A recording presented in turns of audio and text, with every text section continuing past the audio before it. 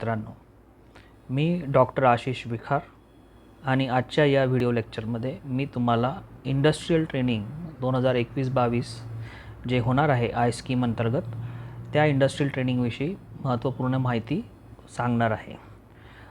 महाराष्ट्र राज्य तंत्र शिक्षण मंडळाने डिप्लोमाच्या चतुर्थ सेमिस्टरमधील सर्व विद्यार्थ्यांना इंडस्ट्रियल ट्रेनिंग पूर्ण करणे अनिवार्य केलेले आहे. नुकतंच याबाबतीत त्यांनी एक नवीन माहिती विद्यार्थ्यांना दिलेली आहे आणि त्या माहितीच्या आधारे या वर्षी हे जे इंडस्ट्रियल ट्रेनिंग आहे हे इंडस्ट्रियल ट्रेनिंग ऑफलाईन पद्धतीने करायचं आहे. मागच्या कालावधीमध्ये कोविडमुळे हे इंडस्ट्रियल ट्रेनिंग ऑनलाईन पद्धतीने घेण्यास परवानगी देण्यात आली होती, परंतु आता कोविड आणि लॉकडाऊन संपल्यामुळे हे इंडस्ट्रियल ट्रेनिंग सर्व विद्यार्थ्यांना म्हणजेच ME किंवा डिप्लोमाचे जे चतुर्थ सेमिस्टरमधले जे विद्यार्थी आहे, 4th सेमचे जे विद्यार्थी आहे त्यांना हे ट्रेनिंग त्यांची थेअरी परीक्षा झाल्यानंतर उन्हाळी परीक्षा झाल्यानंतर हे इंडस्ट्रियल ट्रेनिंग त्यांना त्यांच्या सुटीच्या कालावधीमध्ये 6 आठवड्यांचे करणे अनिवार्य केलेले आहे. तर प्राथमिक स्वरूपावरती हे इंडस्ट्रियल ट्रेनिंग कसं असेल किंवा यामध्ये प्राथमिक स्वरूपावर कोणते कोणते फॉर्मॅट्स असतील, तर अशा काही विषयांवरती आपण चर्चा करणार आहोत. तर सर्वप्रथम आपण या व्हिडिओ लेक्चरमध्ये हे जाणून घेणार आहोत की चतुर्थ म्हणजे 4th सेमिस्टरनंतर येणारं हे जे इंडस्ट्रियल ट्रेनिंग आहे त्याचा कालावधी काय असणार आहे.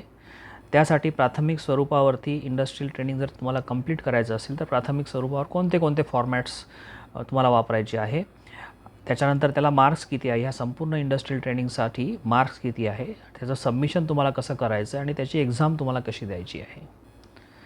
तर सर्वप्रथम सगळ्यांनी लक्षात घ्या की महाराष्ट्र राज्य तंत्र शिक्षण मंडळाने 4th सेमिस्टरनंतर होणाऱ्या सगळ्या विद्यार्थ्यांसाठी हा जो इंडस्ट्रियल ट्रेनिंगचा कालावधी आहे 27 जून 2022 ते 6 ऑगस्ट 2022 या कालावधीमध्ये सर्वांनी हे आपलं इंडस्ट्रियल ट्रेनिंग पूर्ण करणं अनिवार्य केलेले आहे.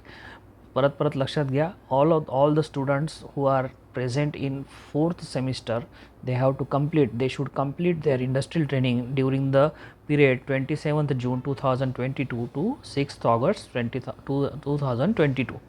So in this way this is nothing but the duration of your training. In this semester recently the MSBT had declared the circular regarding this. तर सगळ्यात पहिले आपण हे बघू की इंडस्ट्रियल ट्रेनिंग जर तुम्हाला करायचं असेल तर पहिला फॉर्मॅट तुम्हाला कोणता लागतो. तर या फॉर्मॅटचं नाव आहे इंडस्ट्रीकडून परवानगी काढण्यासाठी करण्यात आलेलं विनंतीपत्र. आता ह्या विनंतीपत्रामध्ये इथे तुम्हाला हा फॉर्मॅट दिसतो आहे आणि हा फॉर्मॅट मी तुमच्या ग्रुपमध्ये सुद्धा शेअर केलेला आहे. इथे काय दिसतं आहे, इथे हे एक विनंतीपत्र आहे. हे विनंतीपत्र प्रिन्सिपलच्या माध्यमातून तुम्हाला इंडस्ट्रीला द्यायचं आहे. इथे त्या इंडस्ट्रीचे जे काही इंजिनियर असतील, जे काही मॅनेजर असतील, सुपरवायझर असतील, त्यांचं नाव लिहून, ते कोणत्या इंडस्ट्रीमध्ये आहे त्या कंपनीचं नाव लिहून, त्यांचा ॲड्रेस लिहून हे संमतीपत्र, हे जे विनंतीपत्र आहे ते त्या कंपनीकडे घेऊन जायचं आहे. ह्या पत्रामध्ये इथे सर्वात खाली एक माहिती भरायची आहे, म्हणजे कोणकोणते विद्यार्थी आहे जे त्या संबंधित त्या इंडस्ट्रीमध्ये जाऊन इंडस्ट्रियल ट्रेनिंग करतील. मग यामध्ये तुम्हाला तुमचा roll number, exam seat number, name of the students, class, division अशी ही इत्थंभूत माहिती इथे भरायची आहे. तुम्ही ग्रुपमध्ये ट्रेनिंग करायचं आहे. 5 किंवा 6 विद्यार्थ्यांचा ग्रुप चालेल आणि ग्रुपनुसार इथे माहिती भरायची आहे. आता या पत्रामध्ये सुरुवातीचा जो हा पॅरेग्राफ आहे याच्यामध्ये आपल्या कॉलेजची माहिती इथे देण्यात आलेली आहे. दुसऱ्या पॅरेग्राफमध्ये तुम्ही बघाल तर परत इथे म्हटलेलं आहे की 27 जून ते 6 ऑगस्टपर्यंत हे इंडस्ट्रियल ट्रेनिंग विद्यार्थी पूर्ण करतील. आणि या नंतरचा पॅरेग्राफमध्ये कंपनीला विनंती करण्यात आली आहे प्राचार्यांमार्फत की पुढील संस्थेतील हे जे विद्यार्थी आहे त्या विद्यार्थ्यांना इंडस्ट्रियल ट्रेनिंगसाठी परवानगी देण्यात यावी. तर अशा पद्धतीचा हा पहिला फॉर्मॅट घेऊन तुम्हाला इंडस्ट्रीमध्ये जायचं आहे आणि याच्यावरती इंडस्ट्री मार्फत परमिटेड असा शिक्का सही घेऊन तुम्हाला हे पत्र डिपार्टमेंटमध्ये जमा करायचं आहे. त्याचबरोबर दुसरा एक फॉर्मॅट तुम्हाला सोबत आणायचा आहे. त्या फॉर्मॅटचं नाव आहे इंडस्ट्रीकडून भरून घ्यावीची माहिती व सही. हा जो पूर्ण फॉर्मॅट आहे हा फॉर्मॅट तुम्हाला भरायचा नाही आहे, लक्षात घ्या. हा जो फॉर्मॅट आहे हा फॉर्मॅट इंडस्ट्रीद्वारे भरण्यात येईल, इंडस्ट्री पर्सनद्वारे भरण्यात येईल, to be filled by the industry. म्हणजे फॉर्मॅट नंबर 1 हा पर्टिक्युलर जो फॉर्मॅट आहे हा तुमच्या इंडस्ट्रियल ट्रेनिंग मॅन्युअलमध्ये सुद्धा अवेलेबल आहे. इंडस्ट्रियल ट्रेनिंग मॅन्युअल हे जे देण्यात आलेले आहे त्या मॅन्युअलमध्ये सर्वात शेवटी काही फॉर्मॅट्स दिले आहेत, त्यातला हा फॉर्मॅट नंबर 1 आहे. या फॉर्मॅटमध्ये तुम्हाला इंडस्ट्रीवाले काय माहिती भरून देईल, इंडस्ट्रीवाले त्यांनी त्यांचं नाव टाकतील, त्या कंपनीचं नाव टाकतील, त्याच्यानंतर त्यांचा ॲड्रेस टाकतील, त्या इंडस्ट्रीच्या मध्ये जे काही रिस्पॉन्सिबल पर्सन्स असतील किंवा इंजिनियर्स असतील, सुपरवायझर असतील, जे काही रिस्पॉन्सिबल व्यक्ती असतील त्यांचं नाव इथे येईल, डेजिग्नेशन त्यांचं इथे येईल, ईमेल त्यांचा येईल, कॉन्टॅक्ट नंबर इथे येईल आणि ज्यांच्या अंडरमध्ये तुमचं ट्रेनिंग होणार आहे त्यांच्या त्या व्यक्तींचे नावं इथे येतील. त्याच्यानंतर ते इंडस्ट्रीवाले इथे त्यांची इंडस्ट्री कोणती आहे, सर्व्हिस इंडस्ट्री आहे की मॅन्युफॅक्चरिंग आहे, गव्हर्नमेंट आहे की PSU आहे की सेमी गव्हर्नमेंट आहे ते लिहितील. त्याच्यानंतर टाईप ऑफ कंपनी कोणती आहे, लार्ज स्केल आहे, मीडियम स्केल आहे, स्मॉल स्केल आहे, ते इथे टाकतील. त्याच्यानंतर ते लिहितील इथे total number of employees in the industries किती आहे आणि शेवटच्या याच्यामध्ये ते लिहितील whether willing to offer industrial training. तर इथे तुम्हाला येस करून घ्यायचं आहे प्रत्येक ठिकाणी. If yes whether offer 6 weeks training, तर येस करून घ्यायचं आहे. आणि त्याच्यानंतर या रकान्यामध्ये इथे समजा तुम्ही मेकॅनिकलचे विद्यार्थी आहात तर मेकॅनिकलमध्ये बॉईज समजा 3 असतील तर 3 आकडा टाका, फिमेल असेल तर फिमेल असे 2 आकडे टाका, म्हणजे टोटल 5 विद्यार्थी झाले. आणि या 5 विद्यार्थ्यांना संबंधित ही जी कंपनी आहे ती ट्रेनिंग देईल. आणि ही माहिती भरल्यानंतर इथे इंडस्ट्री पर्सन्स जे लोक आहे ते इथे साईन करतील, शिक्का देतील. आणि शिक्का आणि सही झाल्यानंतर इथे तुम्हाला एक रकाना तयार करायचा आहे. इथे एक रकाना तयार करायचा आहे. या रकान्यामध्ये स्टुडंटचे नावं कोणते कोणते आहे आणि त्यांचे रोल नंबर कोणते कोणते आहे, डिव्हिजन कोणते कोणते आहे, अशा पद्धतीने एक रकाना तयार करायचा आणि रकान्यामध्ये ही माहिती इथे भरायची आहे. आणि हे भरल्यानंतर हा तुमचा फॉर्मॅट नंबर 1 जो आहे तो तयार होईल. आणि तिसरा नंबरचा फॉर्मॅट, याच्यानंतर आता जर तिसऱ्या नंबरचा फॉर्मॅट जर पाहिला तर तिसऱ्या नंबरच्या फॉर्मॅटचं नाव आहे आईवडिलांचे संमतीपत्र. आईवडिलांचे संमतीपत्र, त्याला म्हटलं आहे format number 2.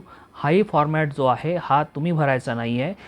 This format is to be filled by parents. तुमचे जे आईवडील आहे ते हा फॉर्मॅट्स भरतील. म्हणून त्यामुळे बघितलं तर इथे सर्वात खाली इथे तुमच्या लक्षात येईल इथे पॅरेंट्सची सिग्नेचर आहे, पॅरेंट्सचं नाव आहे, ॲड्रेस आहे, फोन नंबर आहे, अशा गोष्टी इथे तुम्हाला भरायच्या आहे.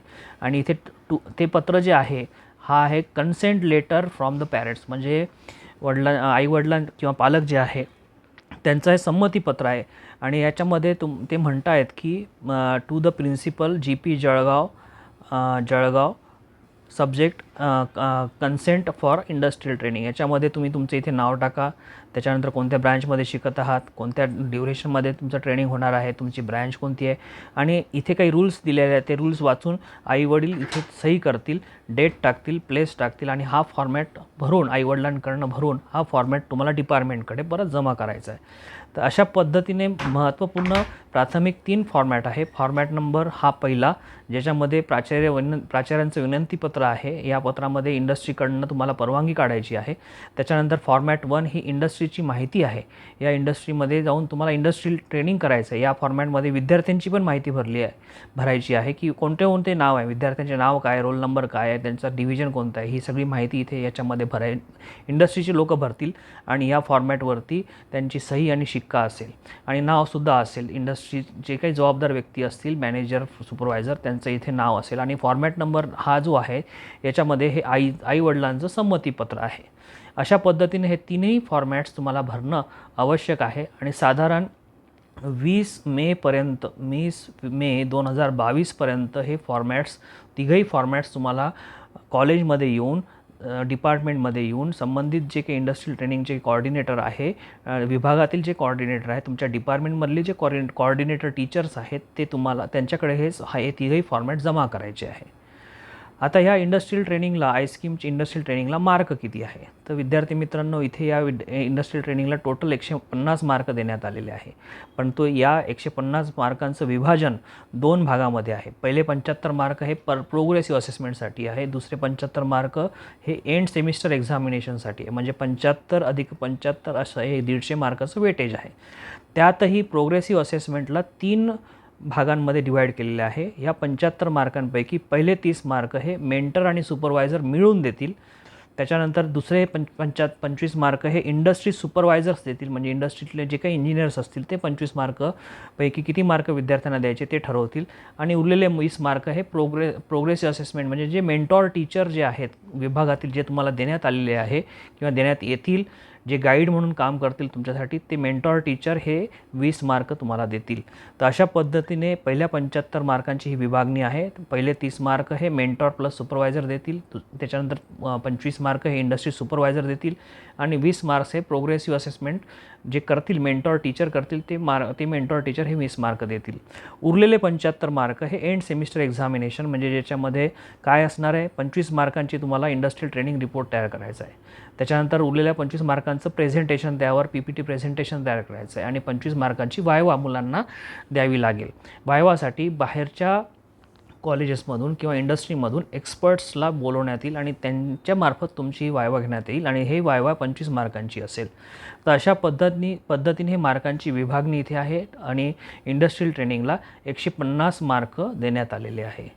त्याच्यानंतर याचं सबमिशन कधी असेल, तर सबमिशन आणि एक्झाम कधी असेल, तर सबमिशन तुम्हाला 5व्या सेमिस्टरला जेव्हा तुम्ही प्रवेशित व्हाल संस्थेमध्ये त्यावेळेस हे सबमिशन करायचं आहे. म्हणजे कशात सबमिशन करायचं आहे, इंडस्ट्रियल ट्रेनिंग रिपोर्ट्सचं PPT प्रेझेंटेशनची सॉफ्ट कॉपी, त्याच्यानंतर तुमचं जे विकली डायरी आहे ती त्याच्यामध्ये असणार आहे. ह्या सगळ्या गोष्टीचं सबमिशन कॉलेजमध्ये ॲडमिशन झाल्यानंतर एक नोटीस निघेल आणि त्या नोटीसमध्ये काही शेड्यूल दिलेलं असेल, त्या शेड्यूलच्या साहाय्याने त्या टाईमटेबलच्या साहाय्याने तुम्हाला हे सबमिशन करायचं आहे. आणि याची जी एक्झामिनेशन होणार आहे, एंड सेमिस्टर जी एक्झामिनेशन होईल ती एंड ऑफ दी 5व्या सेमिस्टरचं जे काही सबमिशन असणार आहे, शेवटी जी काही एक्झामिनेशन येईल त्या वायवा म्हणजे जी काही वायवा होणार आहे ती viva at the end of 5th semester अशी होईल. ती MSBT बरोबर तुम्हाला टाईमटेबलद्वारे तुम्हाला कळवेल आणि त्या दिवशी तुम्हाला संस्थेमध्ये येऊन ती ओरल प्रॅक्टिकल वायवा जी काही असेल त्या पद्धतीने वायवा तुम्हाला द्यायची आहे.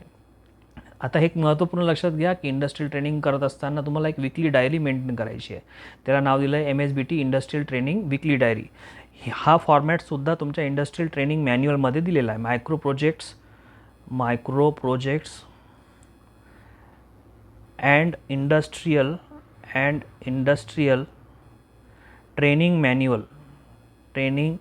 मॅन्युअल तुमच्याकडे दिलेला आहे आणि या मॅन्युअलमध्ये ही विकली डायरीसुद्धा अवेलेबल आहे. याच्यामध्ये तुम्ही जर बघाल तर काय लिहिलं आहे, पहिलं पान काय आहे त्याचं, what is the first page of this weekly diary, duration काय आहे तुमच्या ट्रेनिंगचं, कंपनीचं नाव इथे येईल, ड्युरेशन येईल तुमचं 27 जून ते 6 ऑगस्ट.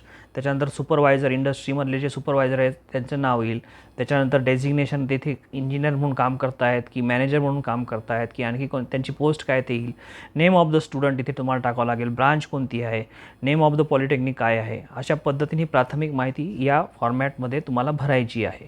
विकली डायरीचा हा पहिल्या पानाचा फॉर्मॅट आहे आणि हा फॉर्मॅट इकडे तुम्हाला जर बघितला तर हा विकली डायरीचा दुसरं पेज आहे. याच्यामध्ये बघा 6 वीकचं जर ट्रेनिंग आहे म्हणून इथे वीक 1 लिहिलेलं आहे, वीक 2, वीक 3 असे बाकीचे पानं असतील. मग वीक 1 म्हणजे पहिल्या आठवड्यामध्येचं कालावधी काय आहे, तर पहिल्या आठवड्याचं समजा आपण तुमचं ट्रेनिंग पकडूया 27 जूनला सुरू झालं. 27 जून, 27, 28, 29, 30, 1, 2 म्हणजे साधारण जर तुम्ही विचार केला तर 3 जुलैपर्यंत हा तुमचा पहिला वीक झाला. आणि मग त्या वीकमध्ये पहिल्या दिवशी काय केलं, दुसऱ्या दिवशी काय केलं आहे तुम्ही, तिसऱ्या दिवशी तुम्ही पाहणी केली आहे प्रोडक्शन शॉपची, 5व्या दिवशी तुम्ही डिझाईन शॉपची पाहणी केली, पहिल्या दिवशी तुम्ही ॲडमिनिस्ट्रेशन पाहिलं, त्याच्यानंतर 6व्या दिवशी तुम्ही आणखी काही मशीनचा अभ्यास केला. तर अशा पद्धतीने तुम्ही त्या इंडस्ट्रीमध्ये काय काय ॲक्टिव्हिटीज केल्या 6 दिवसाच्या त्या ॲक्टिव्हिटीज इथे लिहायच्या आहे आणि त्याच्यावरती तुमची साईन राहील इथे आणि तिथले इंडस्ट्रीमधले जे सुपरवायझर असतील ते इथे साईन करतील आणि अशा पद्धतीने सगळे 6 विकली रिपोर्ट्स तुम्हाला तयार करायचे. हा पहिल्या वीकचा झाला, इथे तुमच्या स्क्रीनच्या समोर जो दिसतोय हा वीक 1चा रिपोर्ट आहे. अशाच पद्धतीने मॅन्युअलमध्ये वीक 2साठी, वीक 3साठी, 4, 5 आणि 6 वीकसाठी आणि त्याच्या ड्युरेशनसहित तुम्हाला तिथे माहिती भरायची आहे. म्हणजे हा झाला तुमचा विकली रिपोर्ट आणि हा विकली डायरी रिपोर्ट तुम्हाला सबमिशनच्या वेळेस तुम्हाला घेऊन यायचं आहे. 5व्या सेमिस्टरमध्ये तुमचं जे सबमिशन होईल त्यावेळेस तुम्हाला घेऊन यायचं आहे. तर अशा पद्धतीने विद्यार्थी मित्रांनो तुम्ही ट्रेनिंगला सुरुवात करायची लवकरात लवकर आणि सगळ्या परमिशन्स तुम्ही काढा. लवकरात लवकर तुमचे ग्रुप्स तयार करा. साधारण 4 ते 5 विद्यार्थ्यांचा एक ग्रुप असू शकतो आणि हा प्रत्येक गावामध्ये एक छोट्या मोठ्या इंडस्ट्रीज आहेत त्या इंडस्ट्रीजला भेटी द्या, तिथून परवानगी काढा. आता मेकॅनिकल इंजिनिअरिंगचा जर विचार केला तर छोटे मोठे वर्कशॉप चालतील किंवा एखादा सहकारी कारखाना चालेल, एखादं ऑटोमोबाईलचं वर्कशॉप चालेल किंवा त्याच्यामध्ये तुम्ही व्हील बॅलन्सिंग अलाइनमेंटचं काही असेल किंवा आणखी कोणतं स्पेसिफिक काच फिटिंगचं एखादं छोटंसं वर्कशॉप असेल किंवा ऑटोमोबाईलच्या संदर्भात काही असू शकतं. एखादं डिस्ट्रीब्युटरचं एखादं शॉप मोठं असेल, सर्व्हिस सेंटर समजा असेल, तर अशा सर्व्हिस सेंटरमध्ये सुद्धा तुम्ही ट्रेनिंग करू शकता. जिथे तुम्हाला सोपं वाटेल आणि तुमचं ट्रेनिंग सोपं जाईल अशा ठिकाणी तुम्ही ट्रेनिंग करू शकता. भरपूर इंडस्ट्रीज आहेत. तालुका प्लेसला पण आता भरपूर इंडस्ट्री झालेल्या आहेत. प्रत्येक ठिकाणी MIDC अवेलेबल आहे. तर तिथे जाऊन थोडं कोणी कॉन्टॅक्टमध्ये असेल तर त्यांच्या कॉन्टॅक्टमध्ये राहून त्या इंडस्ट्रीची माहिती काढून तिथे तुम्ही संपर्क करा आणि हे सुरुवातीचे तीन जे फॉर्मॅट्स आहेत ते 3 फॉर्मॅट्स भरून घ्या. धन्यवाद.